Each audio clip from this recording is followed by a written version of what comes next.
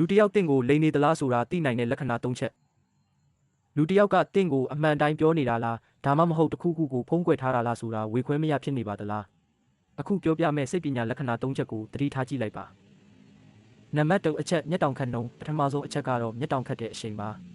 ပုံမှန်အားဖြင့်လူတစ်ယောက်ဟာစိတ်လှုပ်ရှားလာတဲ့အခါဒါမှမဟုတ်လိန်ပြောဖို့ကြိုးစားတဲ့အခါမှာမျက်တောင်ခတ်နှုံကပုံမှန်ထက်ပိုမြန်လာတတ်ပါတယ်နံပါတ်2အချက်မျက်လုံးလွှဲဖယ်ခြင်းစကားပြောနေရင်ညာဘက်အပေါ်ထောက်ကိုမကြာခဏကြည့်တာပါစိတ်ပညာအရလူတစ်ယောက်ဟာအချက်လက်တစ်ခုကိုအသစ်ဖန်တီးနေတဲ့အခါဒါမှမဟုတ်လိန်ပြောဖို့ဇလန်းစင်နေတဲ့အခါမျက်လုံးကညာဘက်အပေါ်ကိုရောက်သွားတတ်ပါနံပါတ်3အချက်နှာခေါင်းသို့မဟုတ်ပါးစပ်ကိုထိခြင်းနောက်ဆုံးအချက်ကတော့စကားပြောနေရင်နှာခေါင်းကိုပုတ်တာဒါမှမဟုတ်ပါးစပ်ကိုလက်နဲ့ခဏခဏအုပ်တာမျိုးပါ